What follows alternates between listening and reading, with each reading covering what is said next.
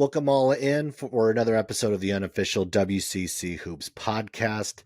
Excited to get this episode going. A lot to get to and to go into. First off, I'm going to mention that one of my favorite resources for the college basketball season was released last week. The Almanac, which is put together by the Field of 68, as well as a number of sources. It's a great resource for anyone who's actually picked it up. It's in its second year.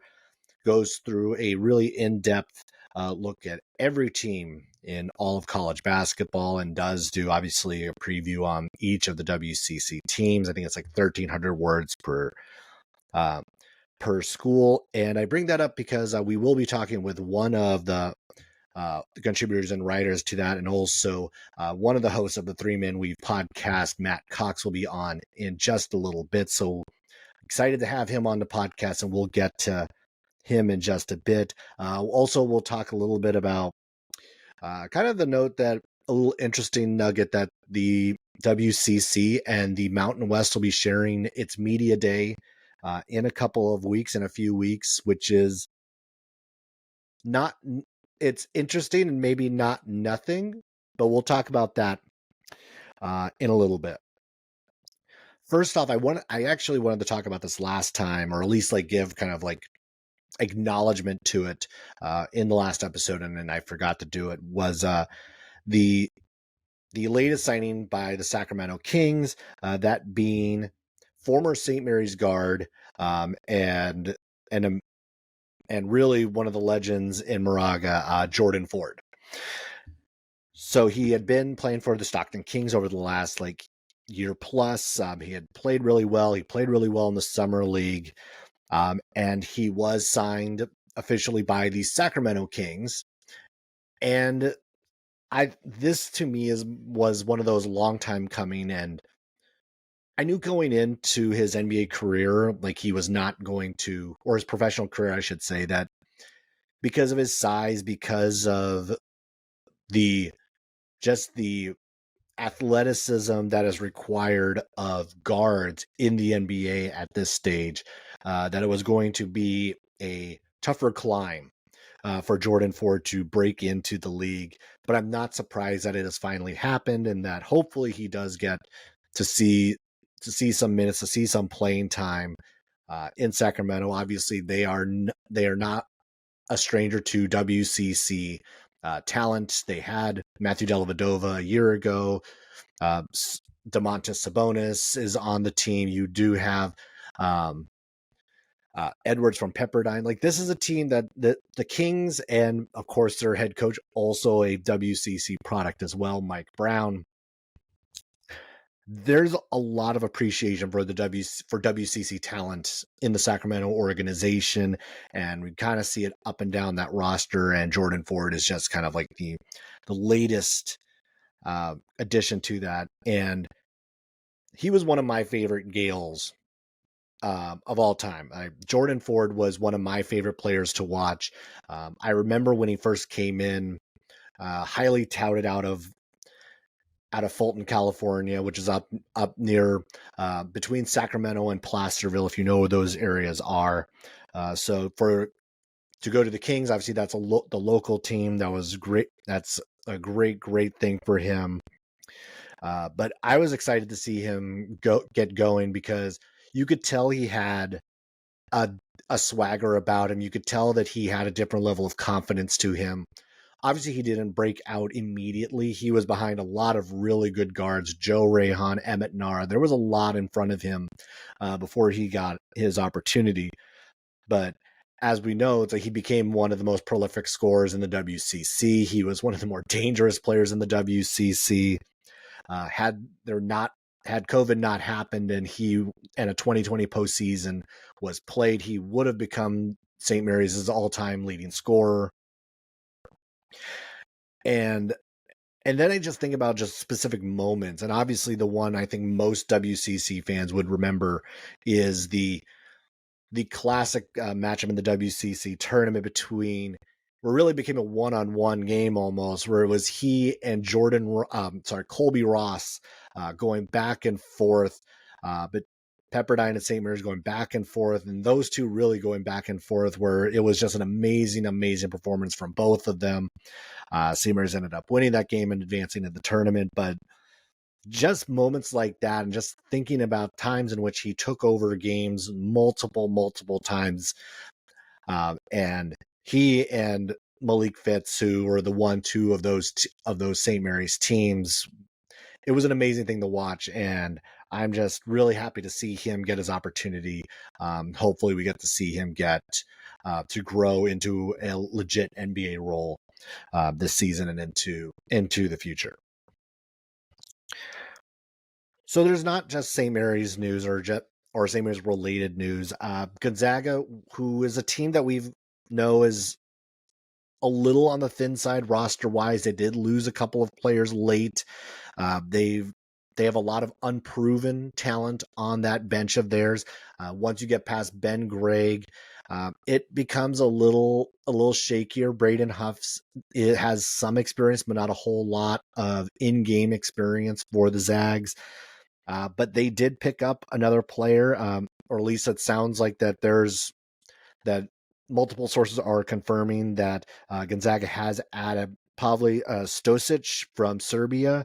He's actually been playing in Spain for the last couple of years, one on a U18 team. He was on the U18 Serbian team during the FIBAs a couple of years ago.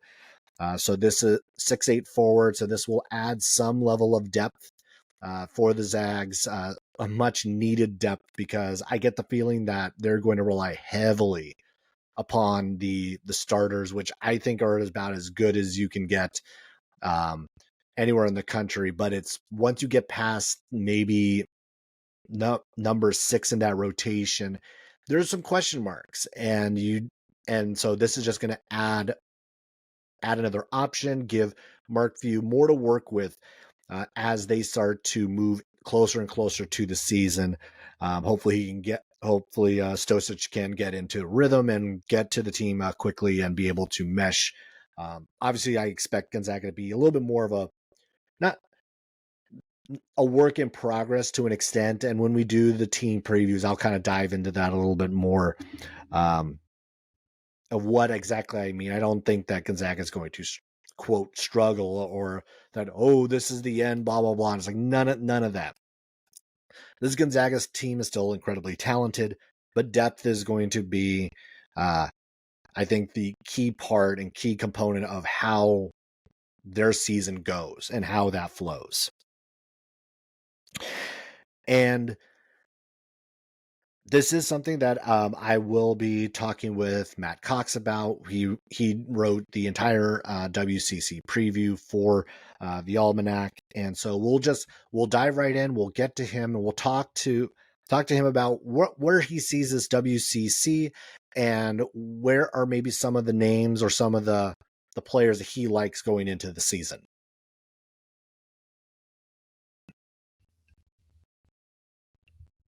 All right, I'm excited to welcome Matt Cox from the Three Man Weave podcast. He's also a contributor and writer for the Almanac, which if you haven't actually gotten already, I've gotten it the last couple of years. It is like the ultimate college basketball guide. He wrote the WCC preview this year. Matt, how's it going? How did the process for the Almanac go? Obviously, we're just a couple days into its release. Yeah, great to be here. And thank you. Everyone go buy it right now, or else. Nothing's going to happen to you. And a pleasure to write WCC for our three-man weave site that we were doing independently, me, Kai, and Jim, for years before we were merged, or I guess gobbled up by the overlords that are Jeff Goodman and Rob Douster and the other Heat Check guys. And we kind of put our brain power together. I was actually writing the WCC the 3 years before. So near and dear place in my heart. We were actually very close with Jonathan Sapphire, who was on the USF staff before he left with Golden to go to Florida. So yeah, I just love this league. I love West Coast ball, even though I have no West Coast affiliation. I'm in Chicago. I've been a Midwest guy my whole life. Yeah, Almanac was good, man. Mad dash to put it together. Still, we're actually all reading through our individual previews right now. We're kind of finding little minor grammar stuff that we're kind of fixing behind the scenes. But yeah, we did the website version this year because I think we wanted the ability to make some last second edits just because of the waiver thing. I think that's what really as we were writing it behind the scenes, we realized, oh crap, all these waiver decisions aren't going to come down until like October. So, we don't want to do like the whole, like I said, Chad Ford thing where we go back and rechange rankings after this stuff comes out, but we want to at least be able to go in and add notes for waivers or include guys, that sign late that are greenlit to play, which you obviously can't do with the, hard copy PDF, even though I am an old school analog guy and I do kind of miss that personally. But anyway, so internal conflict, but it's done and it's out, and hopefully everyone likes it. Yeah. I got to, it's only been a couple days, so I've been able to just briefly kind of like get through some of it. It looks great. I'm also one of those, like, I like the PDF version last year. I like being able to kind of like just scroll through Yeah. and be able to kind of like go from one to the next. I kind of you can browse a little bit more, where like I feel like Yeah. the digital version, you kind of have to know what you're looking for, and you can't, it's harder to stumble upon some really Right. good info and some good nuggets in there. Yeah, you gotta be more of a, you're going in with a directed mission, I guess, with the website for sure. But I was thinking about the transfers, and obviously, like, this summer was like a mad dash for the transfer portal, trying to figure out who's going where. There's still some good number of roster spots still vacant. Gonzaga is obviously one of those teams that has a few open spots, and there's still been some level of conversation in their camps of maybe they're going to be try to add someone, but I don't know who's really left. But I'm just thinking of like the grand scheme of those teams who don't have this continuity and have all these Right. changes, and a number of WCC teams are in this boat. What do you kind of see, like, as maybe, like, are we going to see a lot of early, maybe not as great basketball because of all these changes, and because a lot of these teams are still trying to learn about their own teammates? Yeah, I'm torn on that. I think you will, to a degree. How much of a degree is where I'm torn. Just because teams have gone through it before, like the last 2 years, I think there's been so much turnover, coming out of the COVID year. Then last year was kind of the first bonus transfer haywire. Everyone was new everywhere, it felt like. So I think a lot of teams that did it last year will learn from that this season.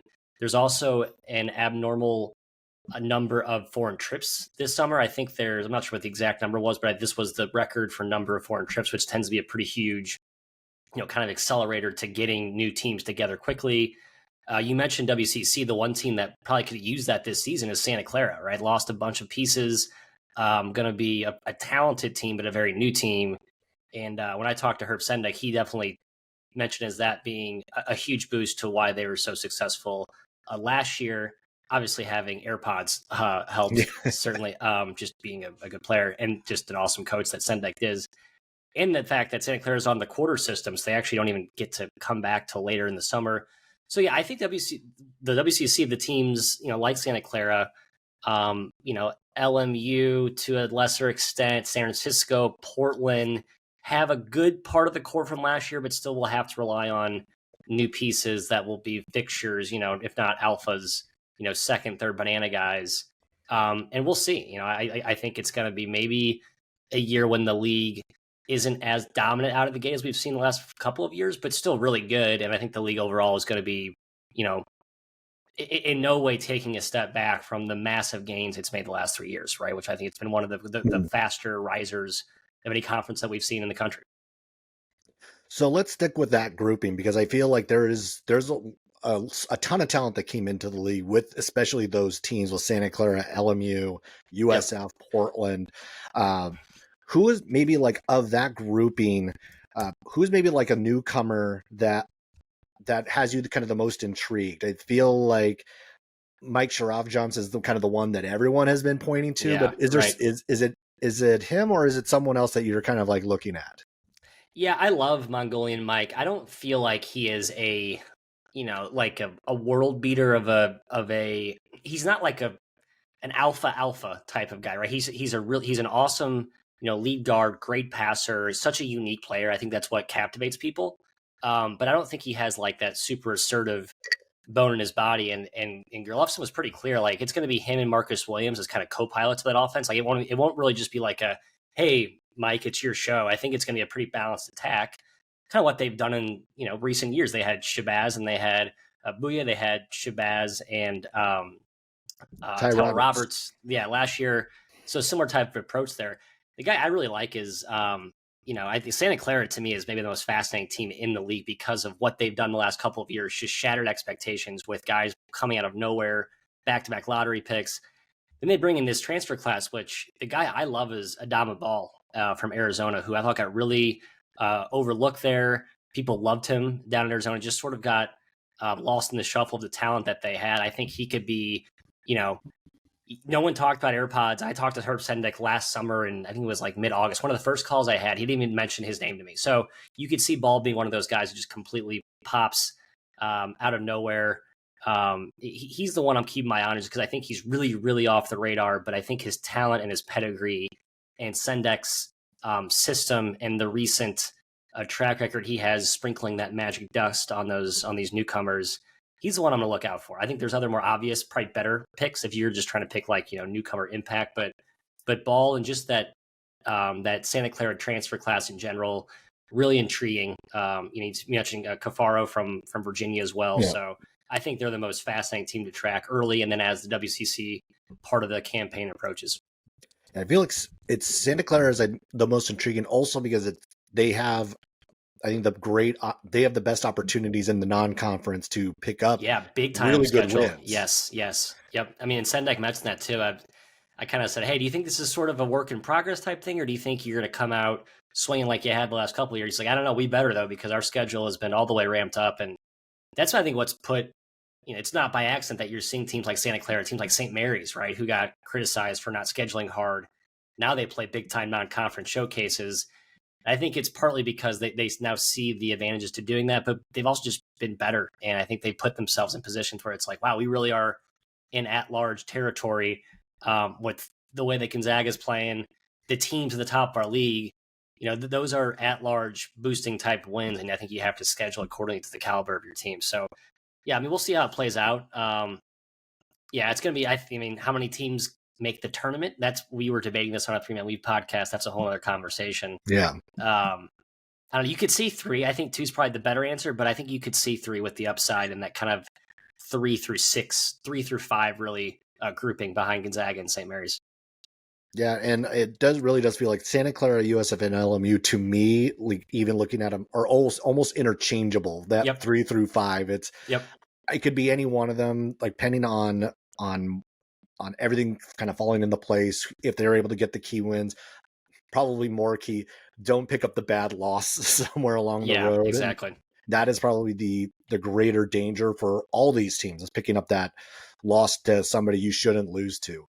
Which in this case is going to look like, Pepperdine, and obviously they've been terrible, but they have talent and they can sneak up on you at any point in time. They beat BYU last year. I mean, we might talk about San Diego for a cup of coffee during the show. I mean, they'll be young, but you just never. Yeah, I'm with you. You just got to avoid the landmines, and that's kind of the tricky part of playing in like the tier 2 type leagues, right? Like not the Big 12, Big East type. Yeah. Right, because it definitely seemed like that is the defined lower tier in this league, is obviously the Pepperdine, Pacific, San Diego, and yeah, they're landmines. It's especially like Pepperdine because they have some really good talent with Houston Millette and Javon Porter, and it's always the team that feels like they should be better than they are, and just keep ending up toward the bottom league. So as far as like those 3, I'm just thinking about like who do you think is like maybe does have the highest ceiling of those 3? I would say Pepperdine for sure. I guess if we're talking about the basement, let's put Pacific in that group. I don't mean to be harsh, but just on my ratings, rankings, whatever, I do have Pacific in that group. I think Pepperdine has the highest ceiling, but I think they always have the highest ceiling. So at some point, maybe you have to lower that ceiling just for this track record of, the inability to achieve it. The youth is what really hurts Pepperdine, right? Like you mentioned this, pre-pub, we were talking last year, how old every team in this conference was. And you talked to the top coaches, right? You talked to, Gerlufsen and Sendek and Bennett. The importance of age, especially the last couple of years, is like amplified. And BYU was really the exemplar for years. Pope and Rose before him always talked about that. Like the cheat code is getting older than your opponent, especially when you're below the top 5, top 10, the blue chip talent's not there. That's the avenue to get in the competitive edge. Guys who are smart, guys who play the right way, physically tougher. That's what's killed Pepperdine. I actually think that Pacific probably has the highest upside of that group. And I know that roster looks kind of bleak, but I do think Leonard Perry's a good coach, and you kind of saw the bounce back last year. I mean, they really struck gold on those transfers. I mean, just to finish where they did in the conference was pretty impressive. They lose some key pieces, but I still think just with the way they play, they're always kind of that, underappreciated, unsuspecting landmine that catches you because they come with so many different guys. It's a different guy every night that steps up. Who's going to be the guy that kills you? You're probably not super hyped to play them when you see them on the schedule. So yeah, I think they can kind of dance their way to 6, probably not 7 wins, but 6 wins in the conference, and finish. What, that'd be 6th or 7th, right? 7th of that bottom 3. Yeah. Yeah, I mean, that was a team that, almost caught Gonzaga sleeping right. in the middle part of conference last year. Yep. I mean, that was when Gonzaga was playing maybe their worst basketball of the year, but yeah, that was a game that they could have had. They were in that for till the end. So yeah, that's just one of the more challenging spots, I think, on the West Coast is that Pacific kind job. Of a hard place to get to, right? Stockton, not exactly like a direct flight. Yeah, I've heard that sort of from talking to the San Francisco staff. That was always a tricky. I guess for them it's even easier because they're actually closer. But for like San Diego or Gonzaga, it's not exactly right. It's sort of a tougher. It's certainly a bear trap waiting for you. Yeah. So we talked about like the bottom. We've talked about the middle. Obviously, we know the two in this conference, Gonzaga, St. Mary's, are probably the 2 locks that make the NCAA tournament. But in Gonzaga's case, we're going to see a very different Gonzaga squad going into this one. How do you read kind of like the beginning of the post Drew Timme era? It's going to be weird. I think this is the first year, and I was trying to pinpoint a specific season in the Gonzaga, and God, it's just like you go up and down all the teams. It seems like you can almost segment the eras of cornerstones they've had. You had the Nigel Williams-Goldstein went to the championship game, should have won that game against UNC. And they bring this next wave of talent. You had the Corey Kispert, the Zach Norvells, the Rui Hachimuras, and then you rolled in forward and you have Jalen Suggs and you have the Drew Timmes. It feels like this year's version is the least top to bottom talented that they've had. And it's also, I think, the one of the thinner benches that Fuse had too. So I think there's some, you want to say concerns. I'm not sure I'm going to say concerns, but it feels like if there's a team that drops to like a 5 seed, I don't think they're going to do that. But this is, I think, the highest risk team that Fuse had in like 15 years. And that's insane because that's how good of a track record he has. I think 2014, they were an 8 seed. That was the year where they had, that was Karnowski's like sophomore year. I think they had Kevin Pangos as a junior. Stockton was there, I think, right? Like just really good players, just not like elite talent. And that's, they kind of ended up in like the top 20-ish range. I think this team's more talented than that because I believe, Nolan Hickman, for example, kind of a wild card guy, a lot of pedigree, thought he showed flashes when he was out there last season. And if he was really trying to figure out what to do with his backcourt, I thought that was kind of a key thing last year that sort of stunted why they were not as dominant WCC play. I just don't think their backcourt was really quite ever settled. You bring in Nembhard, though, from Creighton, I think he's going to be awesome. Like just a slam dunk get. He sets the table. Hickman's kind of the wild card piece, and Venters, man, he's an awesome shot maker. I think he'll be a fan favorite from day one. And in the front court with Watson, he's like, death taxes and, just solid production up front. I mean, he just know what you get with him. Ike is a wild card. My thing was I actually didn't have him on my first team all conference, and Jim and Kai bullied me into putting him on there because to not put a Gonzaga big guy with pedigree on the first team just feels so dumb in Mark Few's system with what Mark Few's done with those big guys. Mm-hmm. But I worry about Graham's health. Big guys with feet, that just doesn't usually go well. So I think there's some injuries that pop there. All that is to say, I think Gonzaga will win this league. But if you can see a world in which you start to hear the "what's wrong with Gonzaga" narratives pop like around December. It's like, well, they just set a bar that was so ridiculously sky high for years. Let's give Mark Few a mulligan for one season to just be very, very good and not all the way elite. You know what I mean? Right. I mean, there was all the talk of like what's wrong with Gonzaga last year, and even like, last year, yeah, exactly. Well, they only lost to like 3 top 15 teams. Like it's not like they were losing Elite 8, just the Elite 8, right? Lost to the national title team that's going to go down as one of the best teams in the past like 2 decades. So yeah, not exactly I wouldn't call it a down year by any stretch. No, and those Gonzaga, and you always kind of like think about the season. Like you knew that's a team that's going to be in the tournament. You know they're not going to be. It's a matter of how they're playing at the end of the year, not at the beginning of the Yes, year. yes. There's And they no turned it concern. on late. You're right. You Yeah, just look at the middle of the schedule of WCC, kind of that January where you hit the late January, early February, the dog days of conference play. They lose to LMU at home, which was like, what? They lost at home to LMU? And it turns out LMU is really good. yeah. Stan Johnson, I think people discount it as a coach. He's a great coach. He's got real talent. Cam Sheldon was like, God, I had him as like a footnote in my preview last season and just Most went nuclear. most terrifying player in the league last year, Cam He was Sheldon. nuts, right? It was Colby Ross before Yeah. Colby Ross left, and then it became Cam Sheldon last year. He's just that guy on like the kind of middling, dark horse, middle of the pack WCC team that's like, this team's really good, and that guy's awesome. If we're not careful, they did the same thing to St. Mary's. I mean, God, they beat St. Mary's and Gonzaga. It's insane. But yeah, you saw the Gonzaga hit kind of that lull in the middle of the conference season. And I think it was also just a function of the guys they had, like Timme and Straw. They'd been there before, and I think they kind of lost a little bit of that, like, we're going to go in and just completely annihilate you every night, right? And I think that's human nature and understandable. Maybe you see this team with so many new pieces, reinvigorate that type of mindset. Because I do think if this team clicks like it can and kind of brings that level 11 energy night on, I think they can be dominant throughout conference play. Just because I think the talent is still there, though it's not all the way elite. It's still very, very good. And again, the experience, right? I think the dominant teams in today's game, the last couple of seasons with this transfer, super duper senior thing, it's not about blue chip talent. It's about experience and cohesion and like all the cliche nonsense that we hate hearing about. Are we a connected group? It's like that stuff matters. I mean, look at FAU. Yeah. I mean, FAU could be a dominant team this year, and they have 2 fringe pros, but they're not going to have 5 guys called in the lottery next summer. So there's a different formula to winning in today's game, and I think Few, while he probably came up 1 transfer short, in my opinion, might be one key piece short in the rotation. I still think he's got a really good concoction to win and win at a high rate this year. Yeah. Just think, I mean, almost it's kind of like in hindsight, just how important the return of Anton Watson was. Huge. If Anton Watson stays in the draft, this Gonzaga team looks completely different.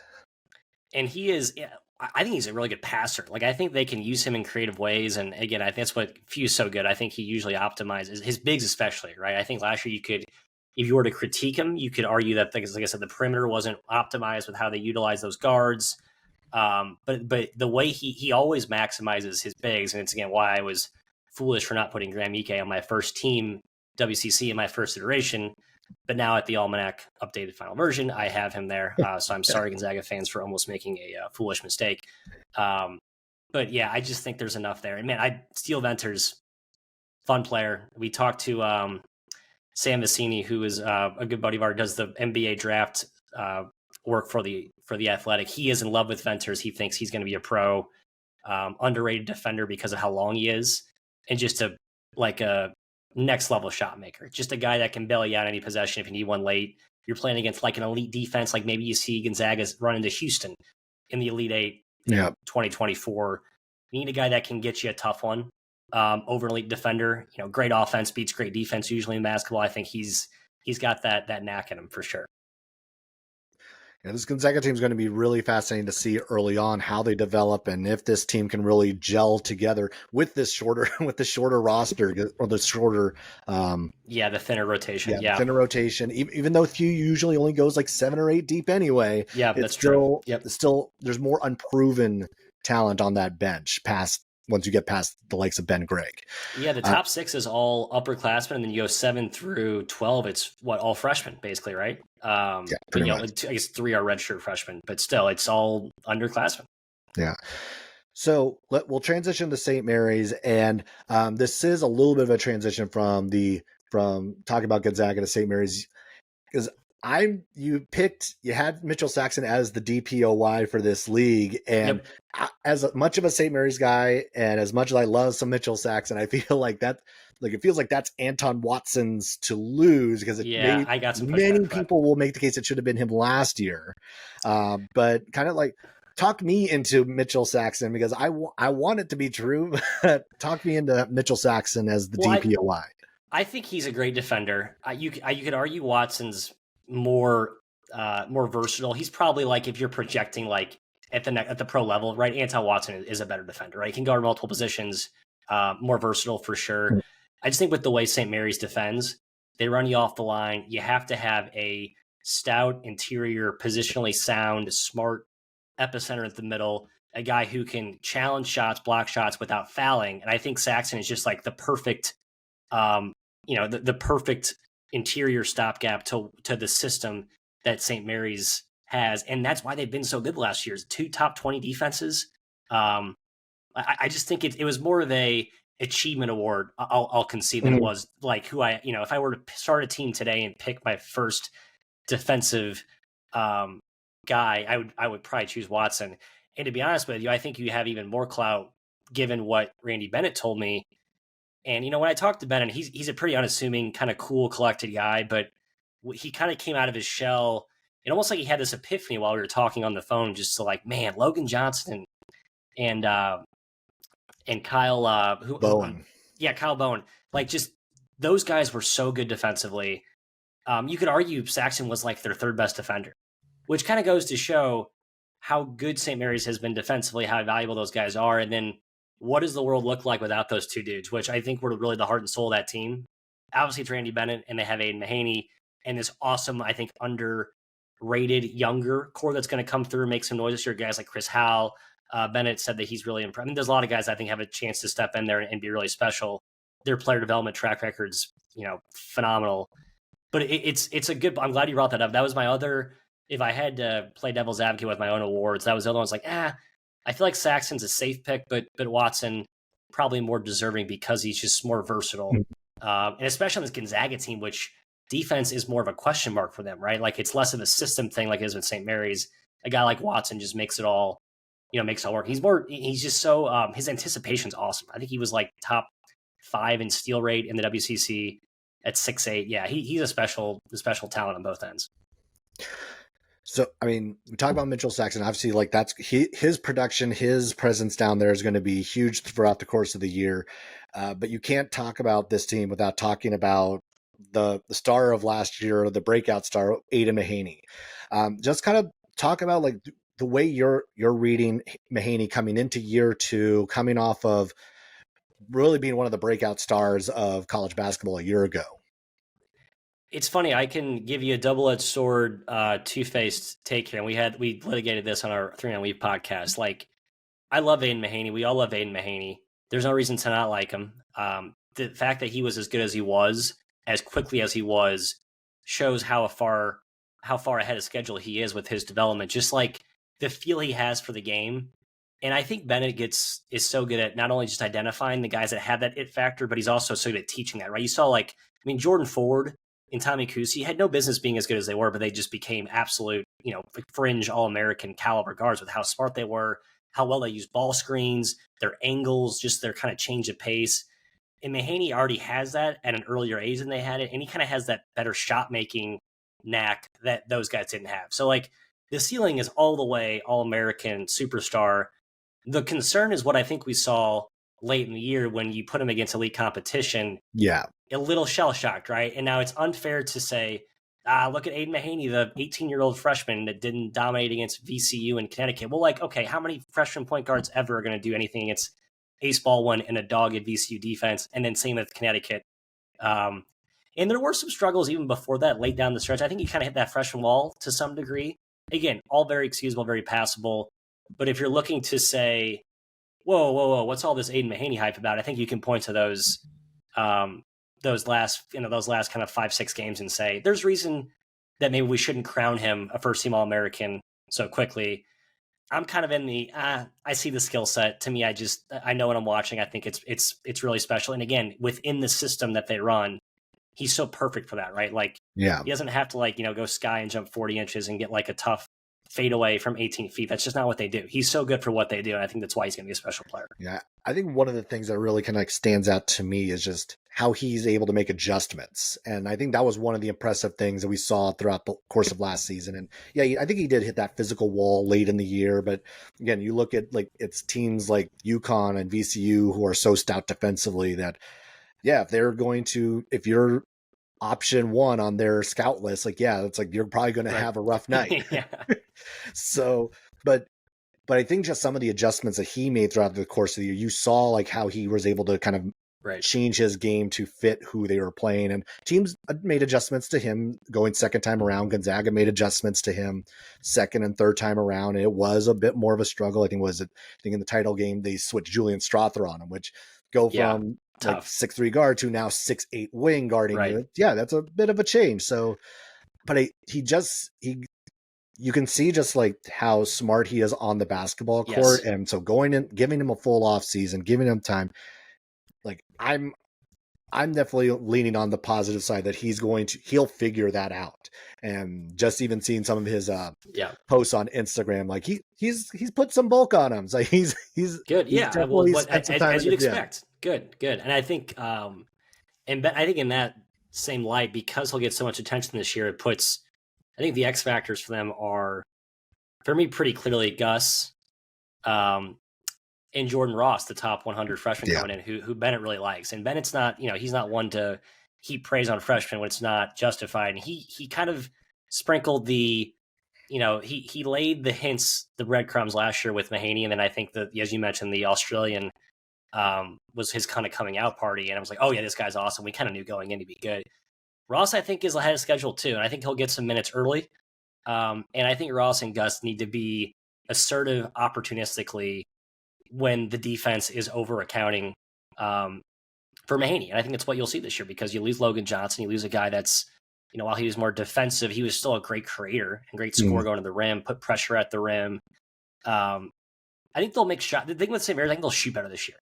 Like, I think you think of St. Mary's as like the pre-defensive dominance they've had the last couple of years, like more of an offensive-minded shooting, spacing, not pace, but space, right? Shooting, spacing, execution. I think you'll see more of, they'll make more shots. I think there's more shooting spread across all four players on the perimeter. It didn't always have last year. Yeah, I'd agree to that. This is definitely more of an offensively minded. It really looks that way. We'll see if that plays out. It feels like that to me. Yeah. Right. But I think, and I just want to like make mention of like the one guy I know that I think we talked about a little bit about Watson. Had he not come back, how that changed this team. If Alex Dukas did not come back, Oof, I feel like this changes the entire look of the St. Mary's team. Because who would have been at that 3 spot? And again, they have depth, but it's unproven depth, right? I mentioned Chris Howell. He's the one who I had my eye on last year. I think Bennett thinks he's going to help make a big jump. You have Mason Forbes, obviously. I'm not sure what his really major wild card there. Luke Barrett's the other guy too that obviously got, I think, more minutes last year than Howell. Was probably better than Howell in the minutes he got. Actually, definitely better than Howell in the minutes he got, I should say. So those are the guys who haven't seen much from, but every year St. Mary's, I think them and Gonzaga, you have to believe and bet on the development within, and that those guys are gonna fill some key spots. But without Dukas, they'd be playing like 20 minutes a game for sure. With Dukas, you kind of have them in like the 10, 15 minute range, which is probably where they should be if St. Mary's is going to be another top 25, top 25 seed again, right? If that's the expectation, you feel better about having Barrett and Howell more in that 10 to 15 minute range as kind of ancillary pieces, not like fixtures right away. All right. And then I guess the grand scale, we talked about this probably safely. We could say 2 of these teams are going to get into the NCAA tournament. We can kind of know which those 2 are. The outside shot of one of the other 3 of LMU, Santa Clara, maybe USF, one of them could sneak in. What is for I guess it's probably down to Gonzaga St. Mary's in this one.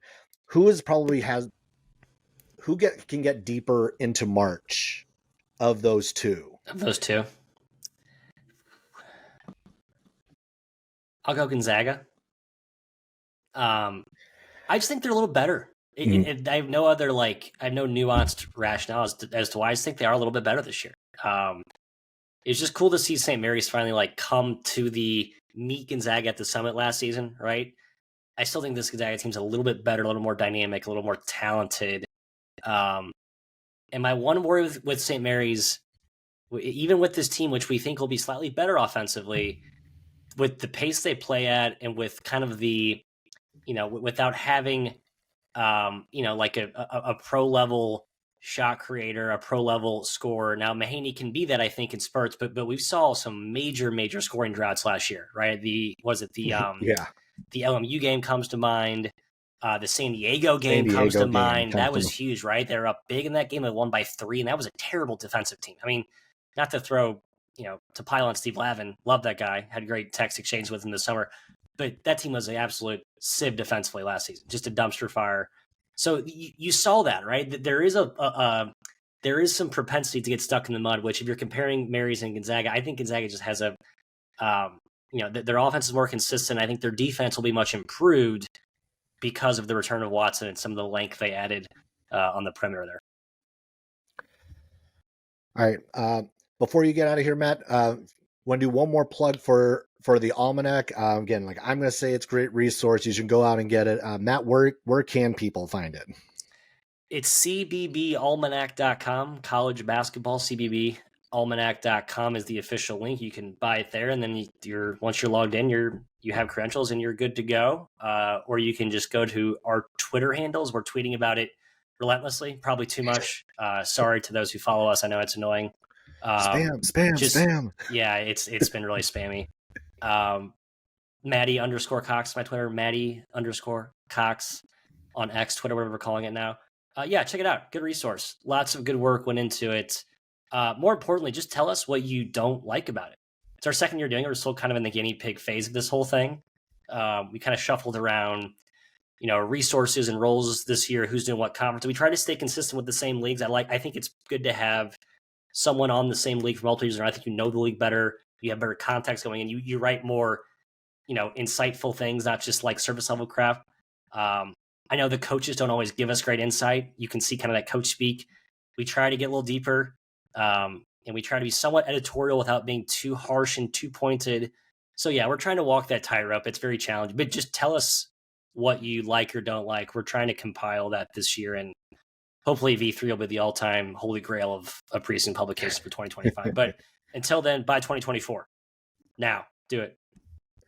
All right. Thanks, Matt, for hopping on, and we'll definitely catch up down the road. Yeah, anytime. One more time, do want to thank Matt for hopping on.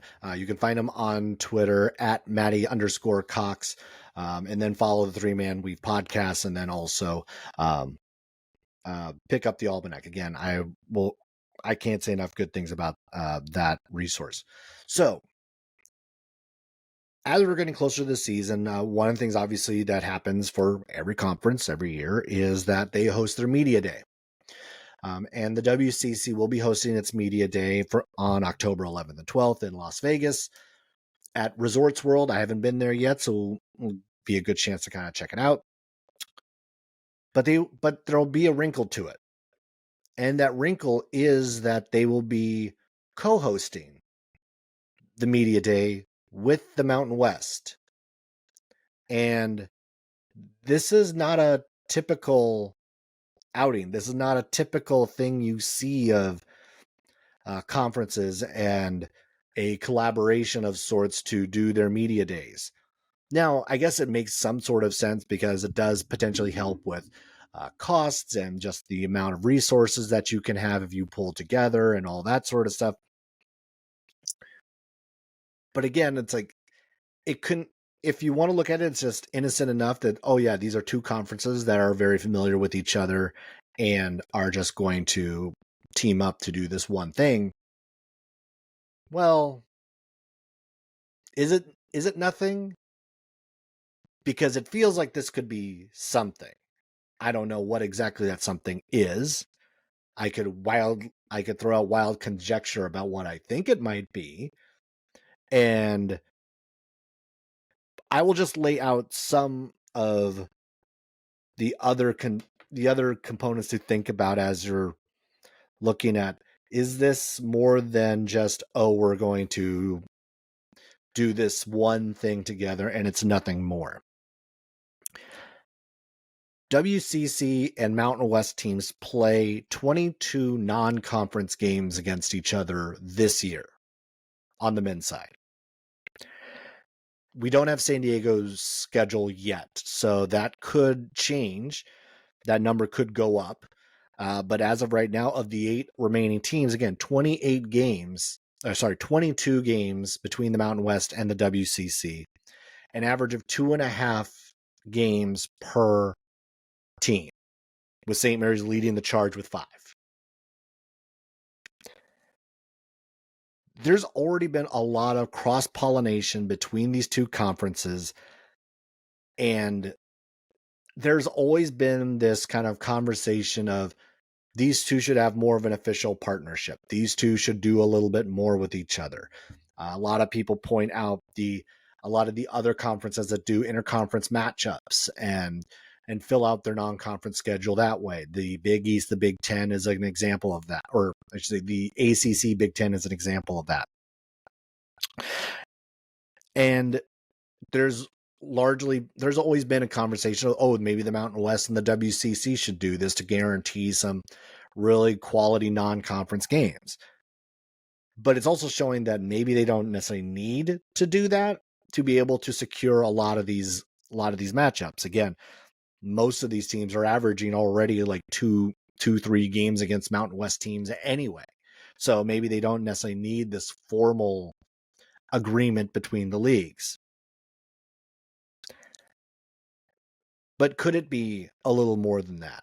There was reports about conversations between the remaining 2 Pac-12 teams and then the Mountain West and in talks of what could be a collaboration on that front. And there was even an idea of a collaboration that included relegation, which is also kind of an interesting idea, something you don't see in American sports all too often. For those who are not familiar with the idea of relegation, essentially it is creating a tier system within one league that where the better you are, you get to stay in the higher league. If you finish up toward the bottom multiple times, then you are relegated to the lower league. And then those in the lower league have the opportunity to move up to the higher league if there's sustained success. And that idea is kind of interesting to think about, like what that might look like if you were to do that with the Mountain West and the WCC. Like, let's remove the 2 Pac-12 schools for the sake of argument here. And just if you took the top 10 teams, because it would be 20 teams between the Mountain West and the WCC, if you just took the top 10 teams by net rating a year ago, this is what this league looks like. It is a league that consists of, going from top to bottom, Gonzaga, St. Mary's, San Diego State, Boise, Utah State, Nevada, New Mexico, Santa Clara, UNLV, USF.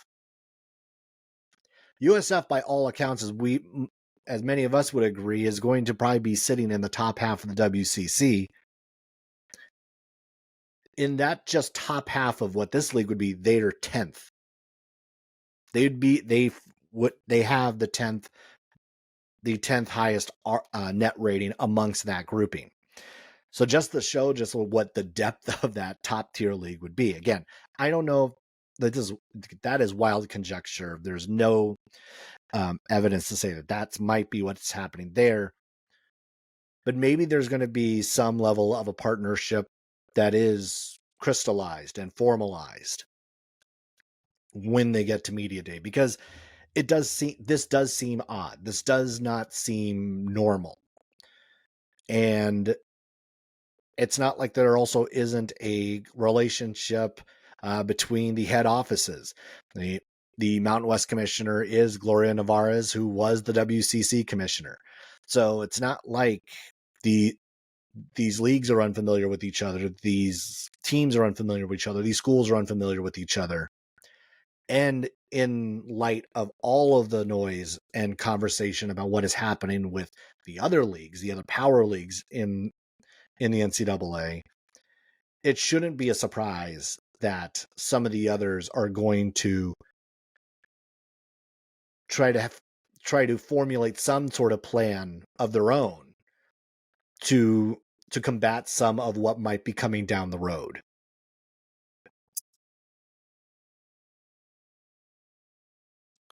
All right. And I'll wrap it up there. I won't go too much further again because I can just go on and on and on about conspiracy theory, what might be, what might be. Well, the fact is, we don't know anything. What we do know is that they will be there together in Las Vegas, October 11th and 12th.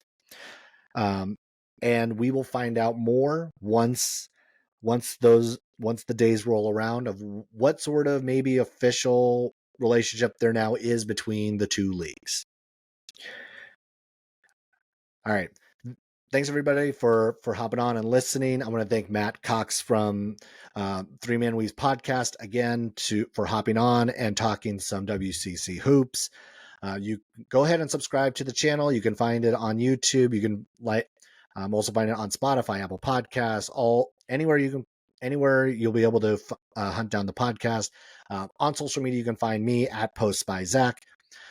And with that, I'll wrap it up. Thanks for listening, and I will catch you later.